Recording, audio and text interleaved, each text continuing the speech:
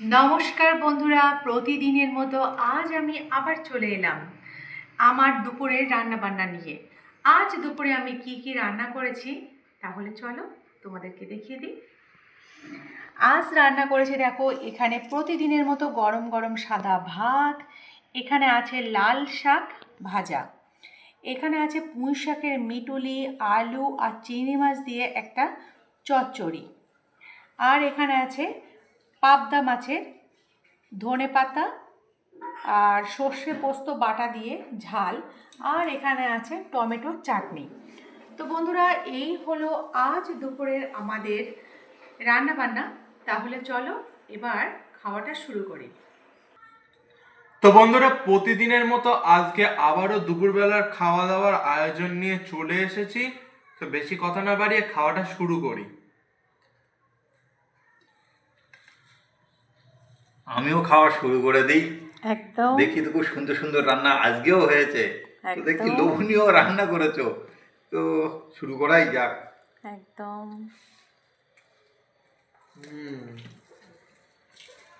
প্রথমে আছে লাল শাক ভাজা,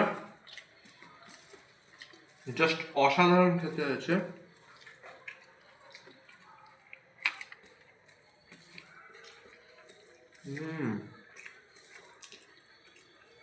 দারুণ স্বাদ। তো বন্ধুরা, শাক টাক তো মাঝে মাঝে খাওয়া খুবই ভালো। ইনফ্যাক্ট শাক খাওয়া আমার মনে হয় রোজই ভালো। রোজ যদি আমরা একটু করে শাক, একটু তিতো কোনো জিনিস যেমন উচ্ছে, এগুলো খেতে পারি, তাহলে এগুলো কিন্তু প্রথমেই খাওয়ার পাতে এগুলো খেতে পারলে খুব ভালো হয়। তো তোমরা সহমত কিনা একটু জানিও। এরকম লাল শাক ভাজা করে দিলে গোটা এক থালা ভাত খেয়ে নেবো।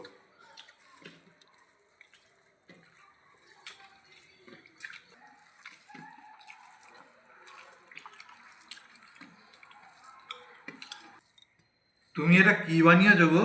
এটা এটা পুঁই দেখছি শাকের মিটুলি আছে, আলু আছে আর চিংড়ি মাছ আছে দিয়ে একটা চচ্চড়ি বা ভাজা যাই বলো, শুকনো শুকনো করে বানানো হয়েছে। খুব সুন্দর খেতে লাগছে।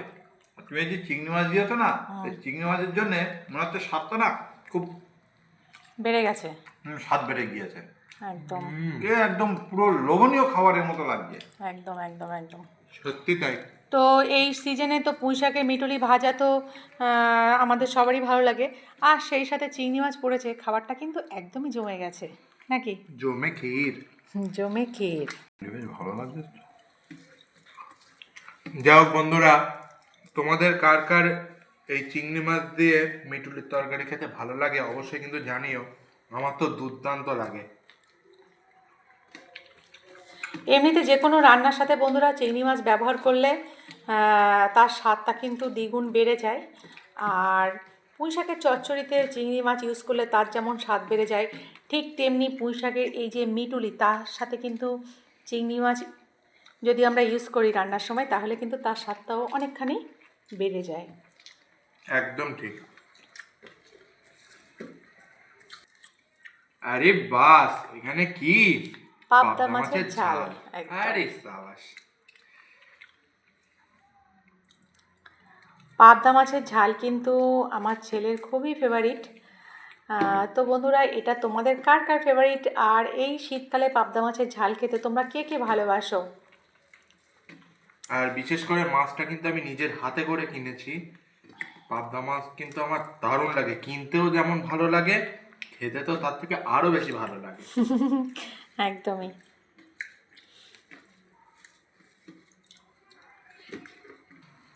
শোনা, হুম। এই পাবদা মাছ কি জ্যান্ত পেয়েছিলিস? লাফাল বলেছিস? লাফালাফি করছিল। হ্যাঁ, যার কাছ থেকে নিবি তার কাছে বলবি আমার টাটকা মাছ ছাড়া কিন্তু আমাকে দেবে না। আমার বাবা পছন্দ করে না, ইনফ্যাক্ট আমরা কেউ পছন্দ করি না। এই টাটকা মাছের ঝোল বলে খেতে এত ভালো হয়েছে। একদমই তাই। আর মা যা বানিয়েছে। তোর মা এই ধনে পাতা দিয়েছে তো, যার জন্য মাছের স্বাদটা না পুরো আলাদা হয়ে গিয়েছে। যদি ধনে পাতা না দিত, এই স্বাদ কিন্তু এতটা কখনোই বলতো আসতো না, না। এটা ঠিক কথা, এটা ঠিক। হ্যাঁ, সেই রান্নার গুণ নেই, ধনেপাতার গুণ নাকি? হুম। রান্নাটা ভালো করেছি তাই বলো, ধনেপাতা দিয়েছি তো কি হয়েছে? অবশ্যই। তোমার রান্নার জুড়ি মেলা ভাত, মিথ্যে কথা বলবো না। একদম। কারণ রান্না ভালো হয়েছে এবং মাছ ধনেপাতা এগুলো সব রকম আছে বলে খুব সুন্দর টেস্ট হয়েছে। হ্যাঁ, অবশ্যই শীতকালে যে কোনো মাছের ঝাল বানালে বন্ধুরা ওপর থেকে অল্প একটু ধনেপাতা কুচি আর অল্প একটু সর্ষের তেল ছড়িয়ে দেবে, স্বাদটা কিন্তু উফ ওয়াও হবে।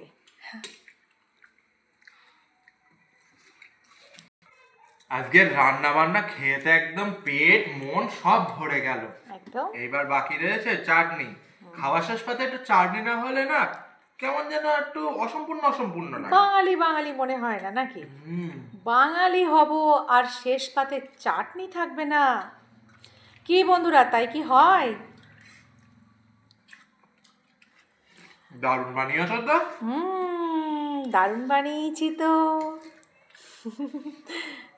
খেয়ে নাও চাটনি।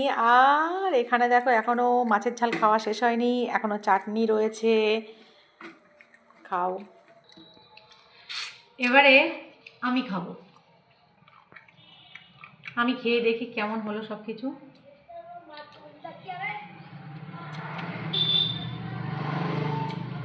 খাওয়ার শুরুতে যদি বন্ধুরা একটু শাক ভাজা হয় কিংবা একটু উচ্ছে আলু ভাজা বা শুক্তো, তাহলে কিন্তু খাওয়ার সেই ইমেজটা চলে আসে, সেই ভালো লাগাটা একদম খাওয়ার শুরুতে সেই ভালো লাগাটা চলে আসে। সেটাই হচ্ছে আর শাক ভাজাটা খেয়ে। তো এখানে দেখতে পাচ্ছ বাবার সেই পুরনো অভ্যেস চাটনি দিয়ে ভাত মেখে খাওয়া। যে কোনো চাটনি দিয়ে ভাত দিয়ে খাবে। আমার চাটনিতে ভাত দিয়ে না খেলে ঠিক মন ভরে না। তাই নাকি? হ্যাঁ, সে যে চাটনি হোক। একদম বাঙালিয়ানার শ্রেষ্ঠ পরিচয়। আর মার এদিকে শাক ভাজা খাওয়া প্রায় শেষের দিকে। একদমই তাই। এবারে খাবো চিংড়ি মাছ দিয়ে, আলু দিয়ে আর পুঁই শাকের মিটুলি ভাজা।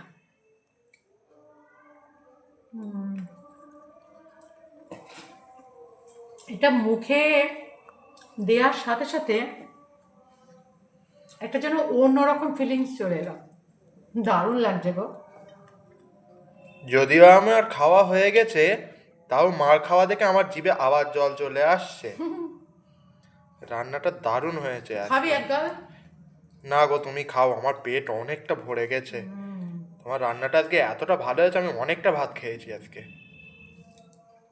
তো বন্ধুরা এবারে দেখি মাছের ঝালটা কেমন হলো। শাক ভাজা আর পুঁই শাকের মিটুলি তো দারুণ লেগেছে। এবারে দেখো পাবদা মাছের ঝাল, একদম কিন্তু আমাদের ফ্রেশ পাবদা মাছ। ধনেপাতা দিয়ে এই শীতের সময় রান্নায় তো একটু ধনেপাতা তো ইউজ করতেই হবে বলো।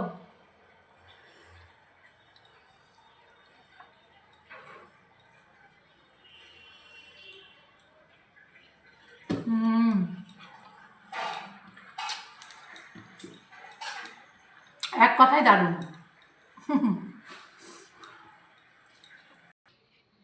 তো বন্ধুরা মাছের ঝাল খাওয়া তো হয়ে গেল, এবার দেখো চাটনিটা খাবো। আমি সাধারণত লাস্ট অবধি খাওয়াই থাকি না, তার কারণ ভিডিওটা অনেকটা বড় হয়ে যায় বলে।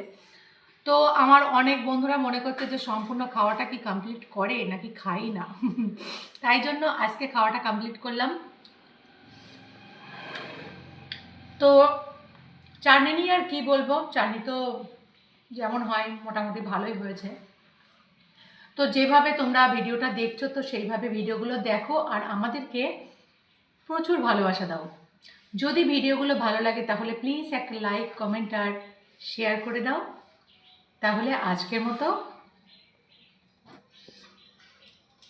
Bye bye.